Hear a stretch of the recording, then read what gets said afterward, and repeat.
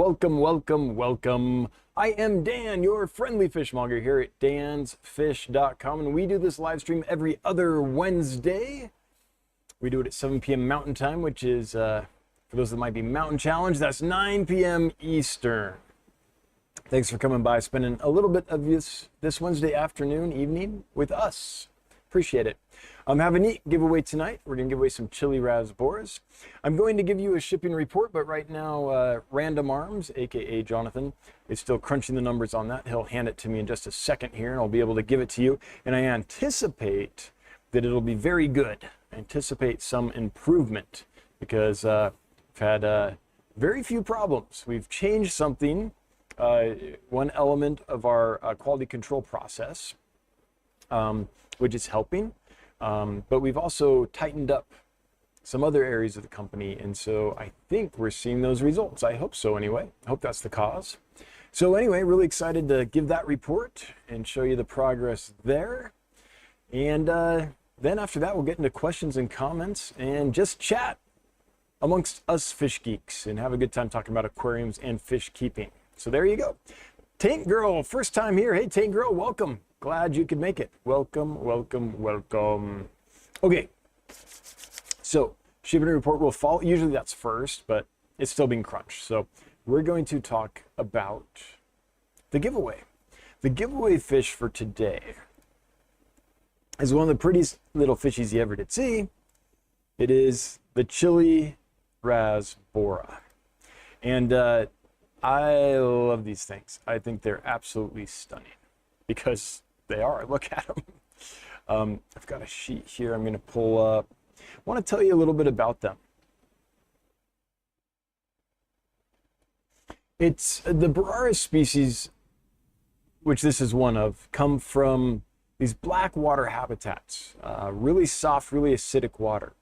And it's called black water because it's black. It's like peat swamp type stuff. If you had a bunch of peat moss in your garden and you got some standing water in it, pretty soon it'd be stained like this brown color, right?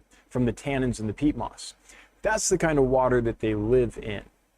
And so these little nanofish, because they live in dark water, can be brightly colored and still not get eaten by predators.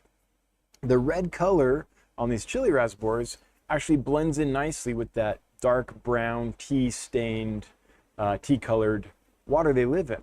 So everything wants to eat these guys, but that reddish color is actually kind of a form of camouflage. It helps them blend in. So what we get in our aquariums is this beautiful, brightly colored nanofish, because in their natural environment, that color is not a problem.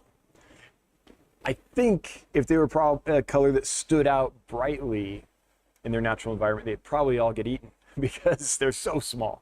These guys are about 2 centimeters. They're under an inch top. So tiny little true nanofish.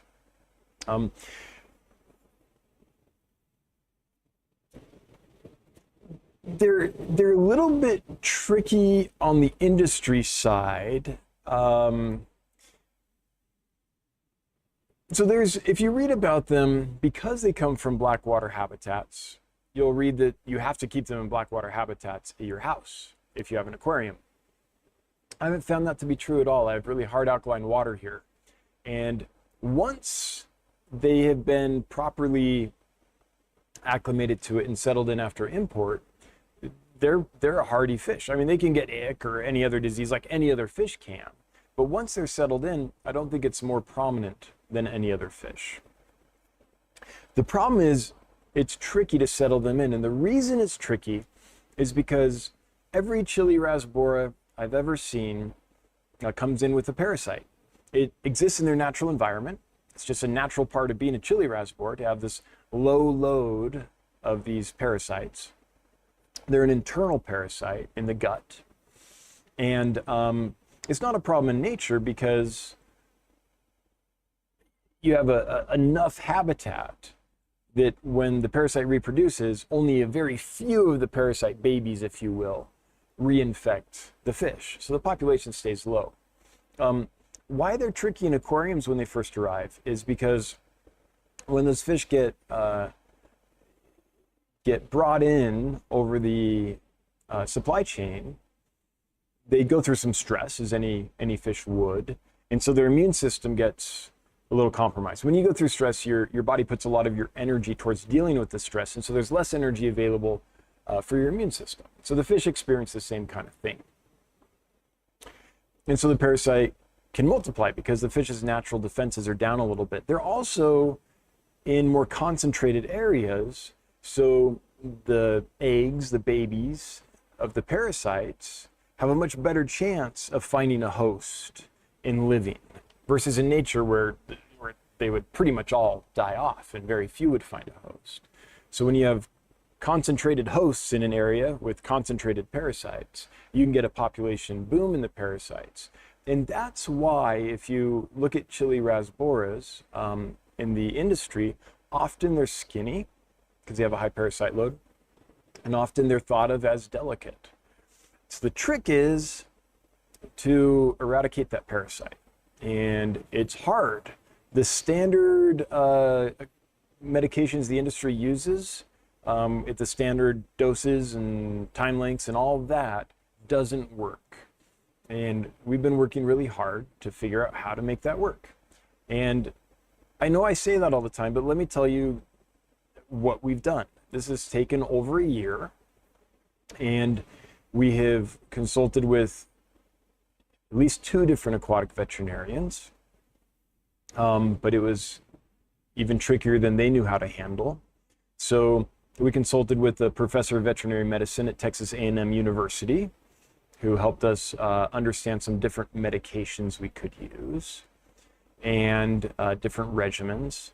Tried those, still wasn't quite successful. So we worked with the Washington Animal Disease Diagnostic Laboratory. It's a state diagnostic laboratory in Washington. And we're able to make some more progress, but even they didn't know how to deal with it completely. So we've had to run our own experiments and figure out what medicines, at what dosages, at what durations work. And I'm happy to say that over the last couple months or so, we've made some big breakthroughs. And with the exception of one tank that we brought in, of course, right around the 4th of July barbecue. So we had a tank of chili rasboras that wasn't doing well right as everyone was here for the barbecue. So that was no fun. But with the exception of that one, the last several have done really well. And we've been able to run them through our diagnostic lab and see that the parasite has been eradicated and is not coming back. So it's not that the fish is delicate. It's not that the fish needs black water to thrive in aquariums. It's that they're full of parasites. And if those aren't treated, those are going to kill the fish. And so that, I think, is the real reason chili rasboras have a reputation for being difficult or being delicate. They're not. They just need special care. So that's kind of my experience with chili rasboras on the industry side in trying to figure out why do they have their reputation of being delicate and what can we do about it? And I think we've done it. And so I'm really excited because we have several batches that are in really good shape.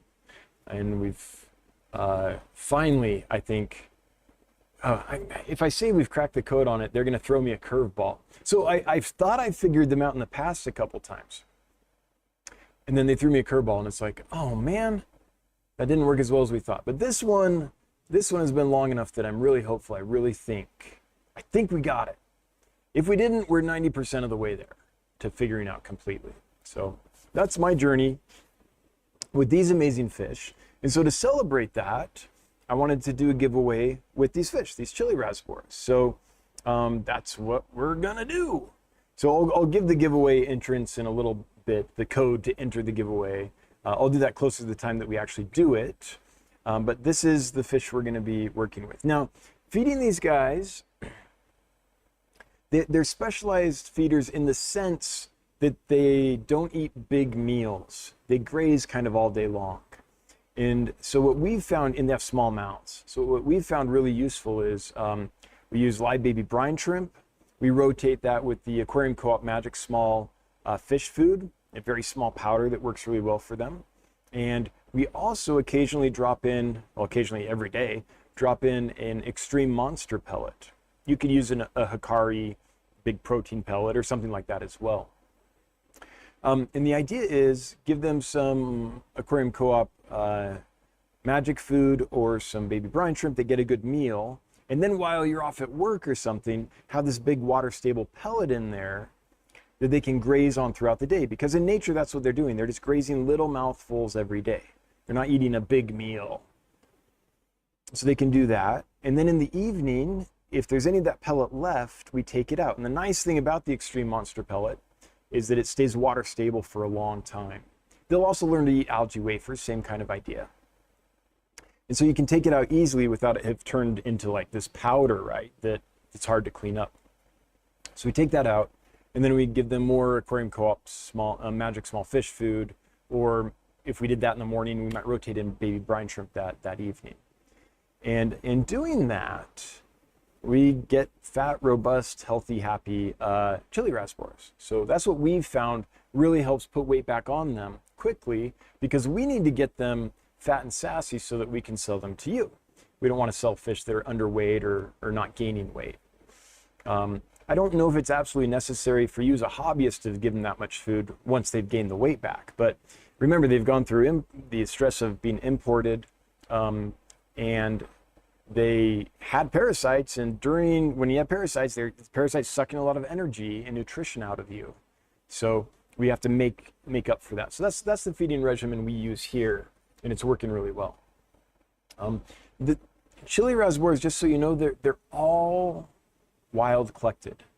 There might be a very occasional instance where a hobbyist breeds a few and gives them to a friend or something like that. But on the industry side, they're all collected from the wild. They are not mass produced on farms. Now, you might think that's a bad thing, but I'm going to tell you why it is not. And it's for the same reason that collecting cardinal tetras and such in Project Piaba down in the Amazon is not a bad thing. The reason is, just like the cardinal tetra or the rummy nose tetra, the chili rasboras have a boom and bust life cycle. So a cardinal tetra in Brazil, during the wet season, there's a ton of new habitat. The forest floods, a bunch of new habitat opens up because a bunch of water goes everywhere and the fish can live there. And the food just explodes. And so there's tons of food, the fish reproduce, and their population absolutely explodes. They can be very few in population and then hit millions very quickly. And then the dry season comes. All that habitat dries up. Almost all the cardinal tetras die, relatively speaking. A few make it back to permanent bodies of water, and they wait for the wet season. When the wet season approaches, they boom in population. Chili rasboras have a similar thing. Their generation rate is very quick. I read about it. There's an article by I believe it's this one by Conway, Kevin, and Cotelat. Cotelat's done a ton of work on cyprinids, talking about this. So what that means is these populations are used to having very few numbers and then recovering. So if we collect some cardinal tetras for the aquarium trade, we're not damaging the population, because those fish are going to die soon anyway when the dry season comes. Most of them will. And they are fine-tuned for millennia to bounce back when their numbers shrink. And we're not, by the way, we're not collecting enough of them to make a massive dent. We collect a lot of them, but considering the population size in the wild, when they boom, it's not a lot. So chili rasboras are one that you can buy wild collected specimens of guilt-free, because you're not damaging their population. What does damage their population is the habitat destruction. And that's happening just as humans expand and need new areas to do things, and industry expands and all that. The habitats of lots of Boraris species are need to be preserved, I guess would be the best way to put that. So how do you do that? Well, one way you do that is by making the fish themselves a valuable commodity that the locals can collect and sell and make a living utilizing. because then the locals are incentivized to preserve that habitat and preserve those fish populations so they can continue to make a living. So in this weird twist of logic, what we found in Project Piaba and in some other projects as well, is that when that happens, the habitats get preserved because the locals rely on those habitats and they know it. And so they protect them.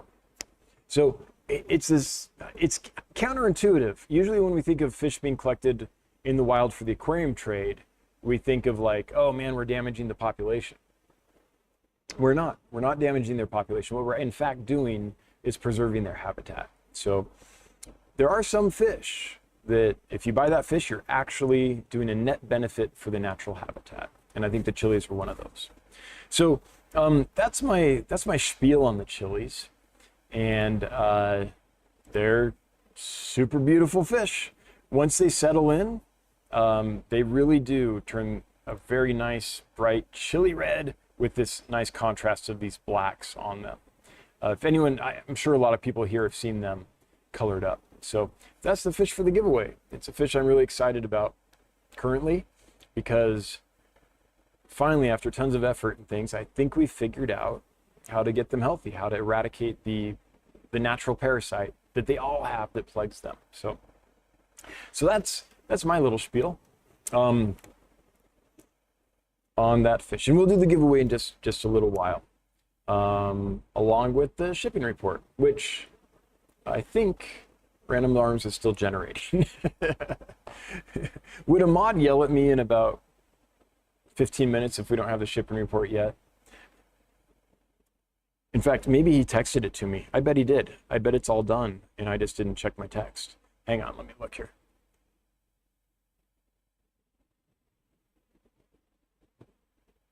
Nope. Okay, let me ask. I sent him a text.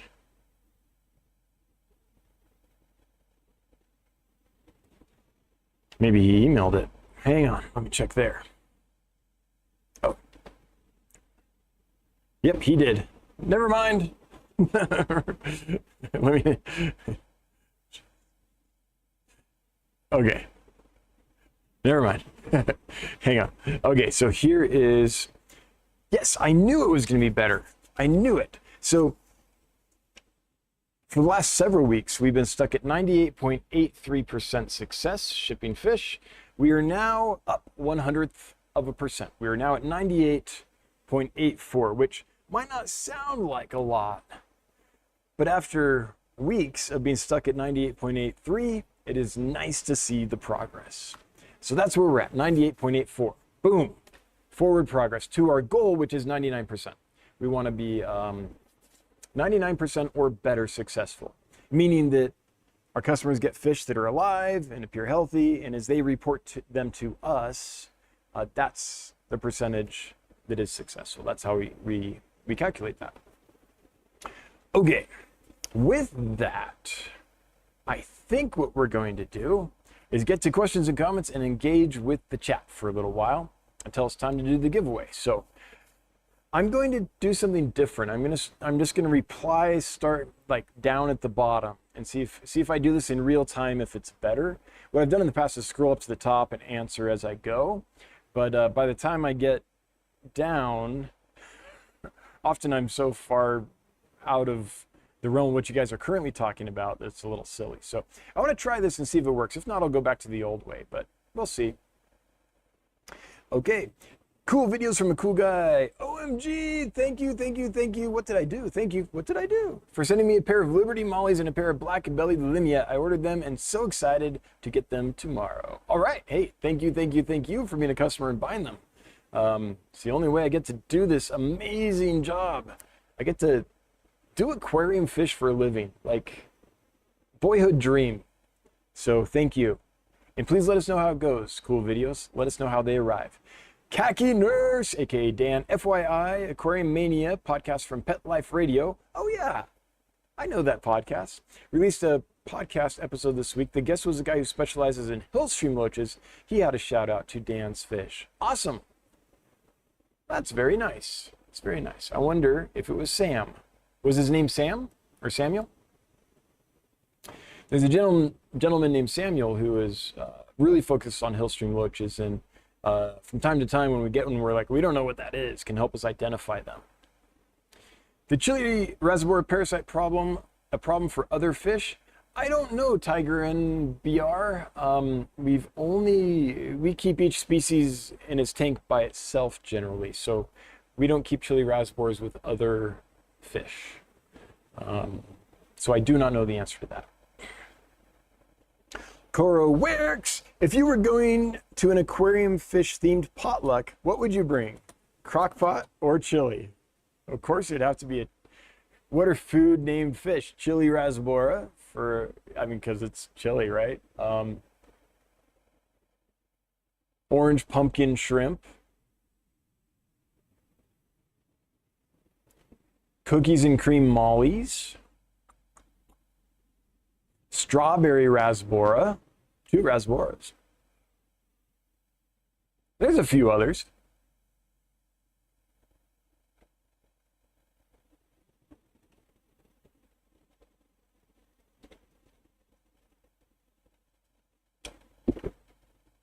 That just splashed me in the face. Did you see that? Jeez. Hang on, now I've got water spots on my glasses. Cool videos from a cool guy. I saw that you sent a chat that said, how do I open the bags? I generally use scissors. That's how I would open them. They're welded shut, so there's no way to open them without cutting them. Ivan Pechnik, just my opinion, but I prefer the scrolling up way of answering questions because it doesn't result in people having to enter their question over and over to keep them at the bottom. Yeah, that is definitely one of the benefits of that. Yeah. Oh, you know what? I went to the chat without first thanking the moderators, and I should do that because the moderators are here working hard, volunteering their time and expertise to make the chat work. So thank you, moderators. I appreciate you. Sushi Side, that is great. That is a great username, Sushi Side. If you want to offer rare hillstream loaches, Aquarium Glassware currently has Marmorata in store, which truly Arcewelia, what is it? Pterolineata, which are truly a rare species. We'll take that under advisement. Unfortunately, I like the, okay, let's take a look-see here. Let's take a quick tour, and let me show you what we're doing with hillstream loaches. So we're gonna go to Dan's Fish, gonna go down here to loaches, and okay, so we have several pretty awesome loaches. We've got Lepidogaster. The challenge is, in order to make money on this fish, I have to sell it for, I can't remember, is it 150 bucks, 180 bucks, 130 bucks, something like that. But I've got 7 of them and I've been sitting on them for a long time and they are not selling. And so I'm gonna have to, so I lowered the price to $99.99, which is still a lot of money, I totally understand. But this is a very expensive fish. It's hard for me to get, and they cost me a ton of money. So at this point, I've sat on them for long enough that I just need to sell them to clear the tank out. So they're $99.99. And so I'll sell them at that price. I will not make a profit. And then it's hard for me to justify bringing them in again because the market isn't willing to, I don't know, pay the price I would need to make money on them. So if I bring them in again, I'll literally lose money on them. These guys, the Demon 9 Hillstream Loach, the Aromizon, $29.99. Not a bad price at all for a super rare. Where else do you ever see that fish? Hillstream Loach. Not selling very quickly. I mean, these are awesome. I love this fish. I featured them in a video. I mean, look at this thing. This thing is absolutely stunning. And it has all the character and things of a hillstream loach. It's super rare. Selling really slowly. So the hobbyist in me is like, I want those. I want to get more of them. But the businessman in me is like, well, you know, it probably doesn't make sense. So that is the case with a lot of fish that I really like. But if the market doesn't support them, here's another one. Look at this, $19.99 for Chantingenensis, or however you say that. Chantingensis. I guess it only has that one. Hard to find fish, really awesome, beautiful, doing great. Not moving. I mean, in $19.99, that's silly. So that's just the reality of trying to run a fish business. Is I'm a hobbyist at heart. And so if I was just putting all the fish in here I liked, we'd have a lot more Hillstream loaches. But we already have more Hillstream loaches in stock than anyone else I know. And they don't move very well. So honestly, once the Hillstream loaches are sold out, it's probably going to be a long time before I try them again. Just because it doesn't make sense on the business side. And I have employees I've got to pay. I've got all kinds of expenses I have to pay to run the business. So that's kind of the unfortunate truth when hobbyists meets business, right? Like, I want them, but I also can't afford to do that. So that's kind of, it's kind of how it is with Hillstream loaches. Alexis Champ, I have chilies and Phoenix Rasboras mixed from Dan's Fish, all fat and sassy. I feed the magic feed and algae wafers, fat and sassy. Yeah, that's how we like them, fat and sassy. Yeah, so I remember that. We got a we got a shipment of Phoenix Rasboras, and we looked at the bag, or bags, I think we got a lot of them, and we're like, there's Phoenix Rasboras in there, but there's also chili Rasboras in there. And I wasn't about to try to sort 500 chili Rasboras and Phoenix Rasboras that are all mixed together. So we just sold them as a mixed batch, and thankfully you guys responded and got them. But yeah, I remember that group. And Alexis, I'm glad they're doing well for you. Awesome to hear it. Are you getting some Congo spotted puffers soon? There's a real possibility that within the next couple months I might have some. I'm working on it. I don't know for sure yet, but I am working on that. Sushi side, the Sowelia terralineata are very cheap wholesale. I got a friend 30 of them. I can promise you, if they're from Aquarium Glasser, they're not cheap. But of course, I don't know how much you have to raise the price to make up for import costs. Yeah, by the time I bring stuff in from Germany, it's bringing fish in from Aquarium Glasser is the most expensive source I have, once all is said and done. Andrew Williams, will you wake me up when it's time for the giveaway? How would I do that? Yeah, I'm trying to think of like some kind of like, no. I'm thinking of like a Dr. Seuss type machine that I could push a button, all these contraptions would go and then like bang you on the head when it's time for the giveaway. Let's see here. Tootie Loon, what are your favorite fish or snails to keep with algae? Oh, for algae control, I mean, nearite snails are great for algae control. Absolutely awesome. Mystery snails aren't bad either, but nearite snails are really good. Although if you get nearite snails, then you have to deal with all the little white eggs they lay everywhere. So just be aware of that. For some people, it really bothers them. They don't want that. But if it doesn't bother you, then yeah, nearite snails are a great snail. Mystery snails will do it as well. What won't do it are blueberry snails or orange river snails or the white wizard snails. I haven't found to eat much algae either. So those would not do it. As far as fish, well, before we get to fish, there's some shrimp that are awesome. They're called green leaf algae eating shrimp. You can also use a mono shrimp. I made a video that you can check out where we tested a mono shrimp, green leaf algae eating shrimp, and Florida flagfish to see which was the best algae eater. It was the green leaf algae eating shrimp. But the mono shrimp and the Florida flagfish also did a good job. So there are shrimp that eat algae like crazy. For fish, Florida flagfish do well. And by the way, they'll eat like hair algae. So I'm not sure what kind of algae you're talking about, but snails are pretty effective against like diatom algae, soft kind of surface algae that kind of grows out into the water column, like hair algae and stuff like that. That would be the two shrimp I talked about, Florida flagfish, Siamese algae eaters are a good one for that as well. People are reporting that rosy barbs are good algae eaters. Corey from Aquarium Co-op first mentioned, I didn't know that, but he made a video where he mentioned it.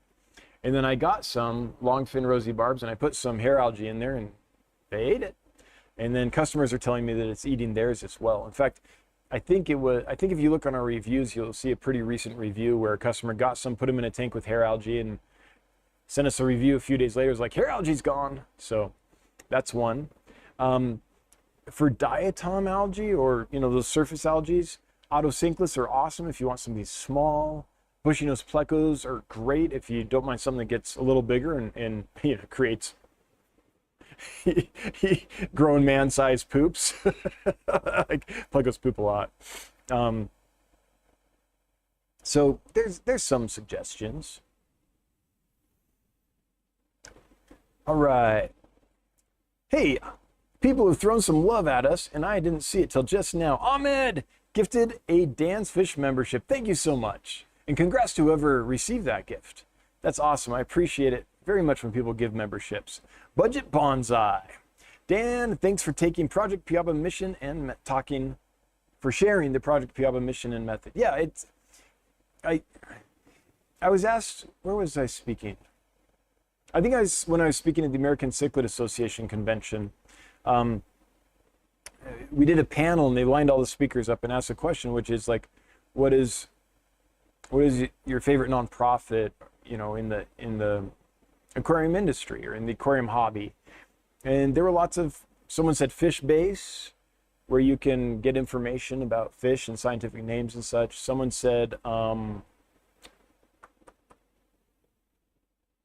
geez, se me fue. I forget another one. And then the one I talked about was Project Piaba, and the reason I think Project Piaba is effective is because people follow their incentives, and it lines up the incentives correctly. The incentive is, I want to feed my family, I want to make a living. I can do that by collecting and selling these fish. In order for the fish to be around, I have to preserve the habitat. It's just, the incentives are just natural. And so I think it's a program that can work. Now, Project Piaba does have an issue, which is that the piaberos, the fishermen, there's a few ladies as well, that go out and collect these fish for the aquarium trade, they're getting older. And the thing the aquarium industry needs to do in order to preserve that project is pay them more money. Because otherwise that incentive I just talked about goes away. If you can make a lot more money by going to the city, or by working at the mine, or by cutting down the timber, than you can by collecting the fish, suddenly your incentive to preserve that habitat is gone. And what we're finding is that the younger generation is not incentivized enough that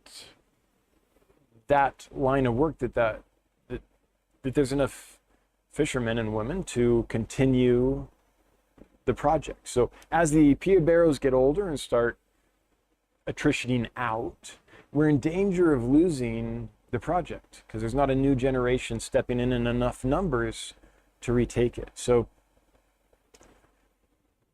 this is one reason when people complain about the price of fish, I'm like, really? Like, and it's, well, in their defense, it's not just the price of fish, it's the price that's paid to the piaberos that far up in the supply chain. So if that's not fixed, I honestly think that project's going to go away. I hope it doesn't. I hope we fix it. I hope that people can make a good enough living collecting cardinal tetras and the other fish in the area. There's a few staples that that project can continue for a long time because that will preserve the habitat. But right now it's in danger. The incentives to go do that are not as strong as the incentives to go work at the local mine or what have you. So that's where that's at. But it's a good mission and I hope it continues. Brian says, hi Dan, glad to see my lemon blue eyes are flying out of the aquarium. Keep up the good work. Hey, yeah, thanks for breeding awesome fish. Mountaintop Puffer Keeper, hey Matthew, how are you? I hope you're doing really well. Dan's Fish, hope all is great there. It sure is. The next Amazonas issue mentions you related to SCP efforts here. I'm partial, but it's a good read. Oh, awesome. I can't wait to read it. That's great. SCP. Oh, spotted Congo puffers. Got it. How is that coming, Matt? Well, I'll read the article. I can't wait. And thanks for the shout out. That's awesome. Killers, Reptiles, and Aquatics is laughing at me. I don't know what I did, but I'm sure it deserved a good laugh. Gills to Gardens. I know what you're into. Yeah, that tells me fish and flowers or veggies, right? Yeah. Almost 2 years. Maybe tonight's the night that you'll win. Hey, thanks for being a member, by the way, for 20 months. That's awesome. Yeah. Are you saying maybe tonight's the night that you win the giveaway? I hope so. I hope so. Project Piaba Promotion Fund, says Budget Bonsai. And no problem, bro. Or Bob. Bob? No problem, Bob. No problem, Bob. And thanks, everybody, for the support. I appreciate the super chats. Always appreciated. Never required, though. We'll answer your questions, whether you super chat or not. As many as we can, anyway. Chat does kind of fly quickly. Navajo Naturals. I wish I could buy all those Gastromyzon Lepidogaster right now. Such a beautiful loach. They're awesome. And they're big. And they're eating well. And as far as I can tell, they're healthy as horses. We haven't had losses on that species. We've struggled with a few Hillstream loaches, but not with those. Yeah, they're in great shape. Seriously Fish, Mike M. I'm not sure if Seriously Fish was brought up. Maybe it was. I'm trying to remember what was the other. It was in my head and then just went away. I can't remember. It'll pop in like 3 a.m. tonight when I'll finally fall asleep and then I'll remember. Henry Wolf, any plans to bring in any of the Super Red or Neon Rosy Barb soon? Maybe. Here's my issue. The first batch of the Super Red Rosy Barbs we brought in were like crazy red. They were awesome. Customers loved them. We loved them. Good deal all around. So we thought, oh, this is great. So then we ordered another batch, a big batch. Not very red. Not like, it's very disappointing. It's like, well, great. Now what do I do with these? I've paid Super Red prices, but I can't sell these to my customers as Super Reds because they just don't cut that benchmark. So then you eat that and you grumble and you don't buy anymore for a while. So I don't know. That bad taste is still in my mouth, but man, those are great. When they come in like they should, they're awesome, but I expected them to be consistent. They weren't. So that's where that was. Seville Steve, have you had much experience with oil catfish? No, not much. Very, very little. And I have to confess, I'm not very successful with them. That's a fish I have not quite figured out yet. One day, it'll rise up in the priority list enough that I'll concentrate on it and do what it takes to figure them out. But I don't have great luck with those. Trippy Aquatics, are you getting any more L46 zebra plecos soon? I was actually just thinking yesterday, it's time for me to do some more of those. So soon is relative. There's one breeder I get those from. Now, if you're a hobbyist in the United States and you breed those, I'd be willing to take a gamble on you, especially if you got the original brood stock from me, because I know those are good quality. But there's one industry person, let's say, that breeds them that I have consistently good success with their fish. They're healthy, they do a great job. The problem is they don't always have them available. When they do have them available and I order them, it takes at least a month for all the paperwork and everything to clear for me to get the order. Sometimes it's taken at least 2 months. So I'm starting that process now. I do want to bring in more, but I am not comfortable getting them from anyone except for this person who's proven themselves time and time again to have good ones. So this happens a lot, actually. So our Epistogramma, our guppies, our fancy swordtails and mollies, and several other groups of angelfish. There's several groups of fish where it's like it's hard to find a good breeder that does consistently good work and produces enough of them consistently enough that I can use them as a supplier. When I finally do find those people, I tend to stick with them because I know the pain of what it is like to buy from everybody else. We're really trying to operate at a high level here. We're trying to have really good quality stuff, and not everyone will produce that for us. So what that means is there's a limited number of people that I'll use as suppliers, and they have a limited stock. And so if we're out of something like one of those groups of fish I just mentioned, it's probably because they don't have any stock yet. Like the dwarf red-tailed eel, this is a great example. This is the coolest fish ever.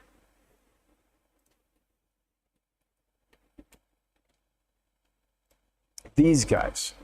So eels are awesome, but they're also notoriously difficult because almost all of them are wild caught, and a large percentage of the wild caught ones, let's just say, don't do as well as we would hope on the industry side. Very difficult. And it has to do with how they're treated through the supply chain. It has to do with what kinds of parasites they come in and all of that. I have found one place that breeds these in aquariums. The breeder's in Europe. It's one place, and they don't produce a lot of them. And they don't produce them consistently. They're not an easy fish to breed. So this is one of the most requested fish we have. Well, we don't, that we sometimes have for sale. Right now I don't have any for sale. And one of the most common emails we get is, when are the dwarf red-tailed eels going to be available? And the answer is, as soon as the breeder has more and I can get them. So I can get them from them. They just don't have them consistently. They don't have them all the time. So trust me, as soon as that fish is available, I will buy them, and I will buy them all. And that's the other thing. They rarely have many. Every now and then I can get 100, but it might be 6 more months before I can get another 100, and I've got 500 people waiting for them. It's that kind of scenario. So this is a perfect example of a fish that if I could get it in all the time, I would. But there's only one person that breeds them that I know does a good job, and so I stick with them. So that's my challenge as a fishmonger, trying to make sure you guys get good quality stuff, but also trying to keep the stuff in stock when so few people actually make good quality stuff consistently. There's other suppliers that occasionally you'll get something good, but then you'll get excited, and the next few it's like those, okay, never mind. So Beto Great Lakes, do you ever sell goldfish? No, I don't. I've toyed with the idea, and I like goldfish, and I may do that sometime, but it's not going to be immediately. Oh, pardon me. Oh, man. I'm such a bad streamer, I'm boring myself.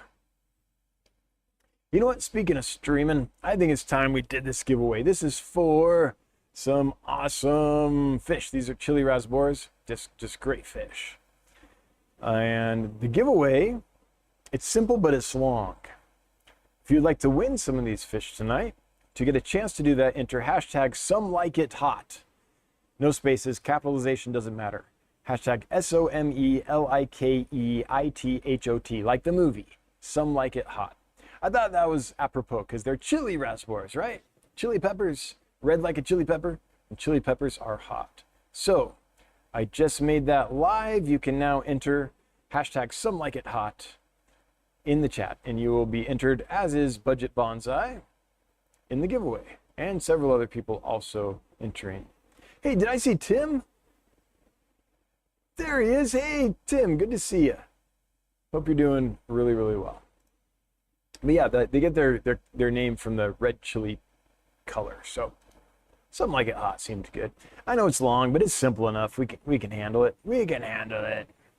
All right, while I'm waiting for folks to do that, I will scroll up for just a minute before I get back to the bottom there. And how are your snowball plecos doing? Asks Rose. I'm thrilled to say that they're doing great. They're through their treatment. I checked their bellies yesterday and everyone was looking good. I've started to see poop in the tank, which means they've started to eat well.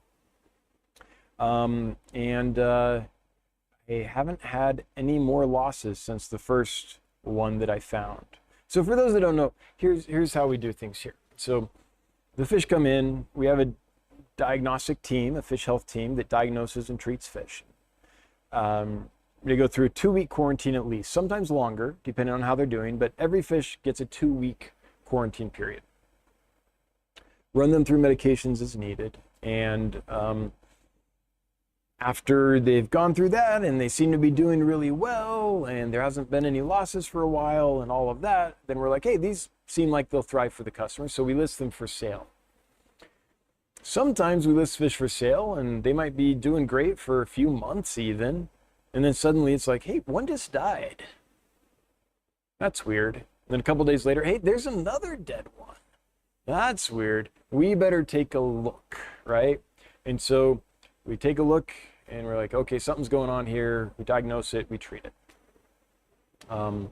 And so with these snowball plecos, they've been doing great, good weight on them and everything. They still have good weight on them. They didn't go without food that long. And doing awesome. All right, we'll list them. We listed them. We're about to ship the first ones out, and then a few days before, ooh, there's an issue going on here. What is that? Looked into it. Darn it. They've got something, we can't send them. So when that happens, we email the customers and say, look, I'm really sorry, but we just did a health inspection. The fish didn't pass, so we can't send them to you. And then we'll sometimes might delay the order if that's their entire order, the majority of it. Like, hey, they've gone into treatment, they should be recovered by this time, so we'll postpone the order. Sometimes we can do that, sometimes we can't. Other times we'll be like, sorry, and we just refund. But we try to do that in advance so that, I mean, fish can surprise us sometimes, but we try to do that in advance so that it isn't like a surprise. Like you're sitting there on the day waiting for the fish to arrive and it just doesn't arrive, and you're like, what's going on? And you email us and we're like, oh, sorry, they got sick. No, you need to know that in advance. So we try to do that. So that's what Rose is referring to, I assume. There were a few customers we had to email and say, sorry, we can't send these. But they've recovered pretty quickly. We still want to give them just a couple more days at least to make sure that, you know, when you go through medication, sometimes you need a little time to recover from the meds when it's done. So they're doing great, Rose. I anticipate being able to list them for sale again very soon. Brett Baker, the guppies I got from you, Japan Blue Double Gold Swordtails, arrived a week ago in excellent shape. One of the females even had fry the next day. I'm glad they're doing well. We really try to avoid sending uber pregnant females because we don't want her to go through that stress, but sometimes they're all uber pregnant and it's like, okay. So I'm glad you got some babies. That's awesome. Spinster Sister. Hey sister, hope you're doing really well. Do you buy mystery snails? My male heavy tank and females have produced many clutches, 12 so far. What colors do you have? So ours are producing like crazy. We might get a dozen egg masses a day. So we have purples, we have magentas that we're starting to get a good colony of, we have golds that we have a good colony of, and we have blues. So on those colors, we're good. We have big colonies just booming. And I honestly don't need more at this time. But if you have some other colors, then I would be very interested in talking to you about that. So if you do, send us an email to hello@dansfish.com. That's HELLO@dansfish.com. Let us know and we'll go from there. Now, if I didn't have big colonies producing so much already, then I would definitely be interested.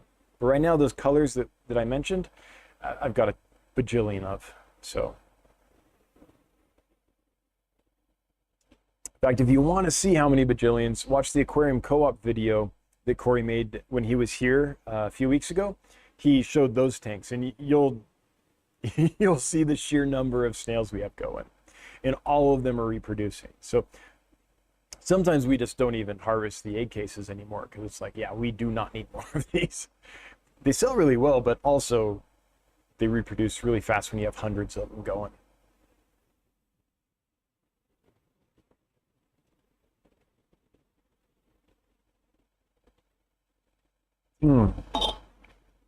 Oh, good point, Chevy Fish. I should have mentioned that. The computer automatically deletes anyone who enters for the giveaway more than once. One entry per person. Yeah, good point. I usually try to mention that, and I rarely do remember to, so I'm glad you did. Trivia Aquatics, how are your albino pineapple high fin swordtails doing, and are you getting any more? I almost got some more, and then it didn't work out. So I'm trying to get some, and I don't have any available at this time. Nothing in good enough condition that I can list it. The truth is, I'm not very hopeful for them, to tell you the truth. Andrew Williams, I don't know how you did it, but I'm awake. Hey! The Dr. Seuss contraption worked. Andrew, that's hilarious. That's awesome. JR, are the purple sailfin gudgeons and dwarf chain loaches compatible with community fish such as tetras and Venezuelan cories? Yeah. I have a tank right here that has purple sailfin gudgeons in it, excuse me, with some hillstream loaches and some cherry barbs. I've never seen them bother other fish. They'll spar among themselves, but yeah, I think you would be fine. Now, standard disclaimer, I've never tried that specific thing. I've never kept them with cories, but I don't imagine that you would have a problem. Okay, let's look at the giveaway here. Well, I want to make sure I answer that question. With dwarf chain loaches, I think they'd be fine as long as the dwarf chain loaches are adult size. I wouldn't give them little babies because they might eat them. Yeah, as long as the fish are big enough that, that they couldn't easily be eaten, then I think you'd be fine. It's not like the gudgeons have like big chomping mouths. They have more like a grazing mouth, but tiny fish, I would imagine that they could probably eat. Okay, we've got, what's going on here? 241 entries. Not bad. Let's do it. The winner is Victor Reyes. Victor Reyes, you have won some chili Rasboras because some like it hot. So you have 2 minutes. When this timer reaches 2 minutes, time will be up. So before that happens, leave something in the chat. Say something in the chat at all. And if you do that before this timer here reaches 2 minutes, you will have won some chili Rasboras. If you don't, if you chime in and it's after the 2 minute mark, then you forfeit your winnings and have to draw somebody else. That's the rules. I got to stick with them, or all is chaos. Michael Roca, are the Inca 50s on the mend? Waiting patiently. They are. Do I have some news on those? Let's see if I have an update. I looked at them yesterday. Let me see if I can find any useful new information for you. And just a warning, I might not be able to easily here, but I'm gonna try. It's a little hard on my phone. It takes a minute, but if you give me a minute, I might be able to tell you something. I know they're being treated. I can tell you exactly what happened on those. Is that they're great, they're strong, they're eating well, they're acting normal. It's just a couple of them started to have clamped fins, and not like super tight clamped, but they weren't holding them as erect as they normally do. And when epistos start doing that, it's just an early sign that they're unhappy. And so I don't want to send fish out like that because it could be the beginning of an illness starting, and there could be an early sign of that. Not always. Sometimes it's just like, hey, we're still settling in, or this one's picking on me, or something like that. Sorry, hang on. I'm getting there. We examine a lot of fish, so it takes me a little while to get to that. Let's see if I can find it. So I'd like to give you a better answer than I don't know. Let's see if I can.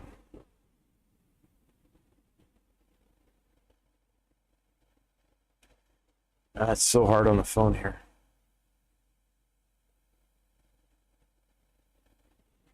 Yeah, sorry, I've told you everything I know because I don't have any new information yet. The lab will update me as they have new information. Nothing yet. Okay, did you do it? There you are! Victor Reyes in 42 seconds responded. All right, Victor, congratulations. You've got some chili Rasboras. Now, all we need you to do is send an email with your first name, your last name, and your shipping address to hello@dansfish.com. That's HELLO@dansfish.com. We need to know where we're sending them and who we're sending them to, and then we can make that happen. Which antibiotics do you use for gram-negative bacteria, or do you just use broad-spectrum antibiotics? Ahmed, the one we use is not available to the general public, but before we started using that one, we would use, for gram-negative bacteria, nitrofurazone in combination with kanamycin, and it's pretty effective. So that one would work. The reason we switched is we found another antibiotic that that is super easy. It's water soluble, so I don't have to like dissolve it in alcohol before I put it in the tank or anything like that. We were able to find a pharmacy that would compound it in a soluble form for us. And that was, we couldn't find kanamycin like that, not in bulk anyway. And so we switched to that. And also this medication happens to be really good on gram-positive and gram-negative bacteria. So it's pretty great. But yeah, for gram-negative, kanamycin and nitrofurazone's a good option. Disclaimer, I'm not a veterinarian. Just telling you what I've experienced. Robert Johnson, do the Hillstream loaches breed in your water? I don't actually, hang on, do I know that? I was gonna say I don't know, but I'm thinking back. I've seen spawning behavior, but I've never seen any babies. So if they did lay eggs, you know, they probably got eaten. Fish Hunter, how was the barbecue? It was awesome. Curious, was the furthest distance someone came from? I'm not sure. That might have been like Charlie Grimes came, an absolute legend in the hobby. I haven't seen him for years. It was great to see him. And he come from Missouri. Is he in Missouri? And someone else, there's a couple other ladies that came from Kansas City, Missouri. Someone came from up by the Great Lakes, Wisconsin or Michigan. I can't remember which one. I always get those two confused. I mean, I know what the states look like, but I know which one is which if I look at them on, you know, the outline I understand, but I always get them confused in my head when someone tells me which one they're from. So yeah, halfway across the United States, folks from California. There's a couple from Las Vegas that's come to everyone. Folks from North Dakota, and I don't know if anyone came from Washington this year. Maybe, I don't remember that. But yeah, I think Missouri was the farthest, if I remember correctly. It was the best. Keeps getting better. This year we had a real barbecue, man. We had smoked brisket that was like low and slow for a couple days to die for. That's some amazing rib. It was good. It was good. Okay, Ed Mejia. What kinds of meds do pea puffers usually need? A puffer I got gets a belly when it eats, but then it looks sucked up the next day. Batch was picked up, not from your shop, FYI.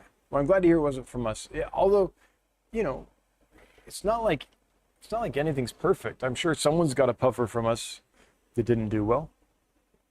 When you're dealing with live animals, you don't catch them all, but we really try. Anyway, I don't know. It could be lots of things. That could be caused by any number of things. But the easy solution, if you're just starting down the journey of trying to help that little guy, would be to use the Aquarium Co-op medication trio. It's pretty effective. It's safe. I'm not a veterinarian, but I've had good luck with it. Lots of other people have had good luck with it. So it's a good start. It treats a wide range of things. So I would try that. And then if that didn't work, the next thing I would try to treat would be roundworms. I don't know if it has roundworms or not, but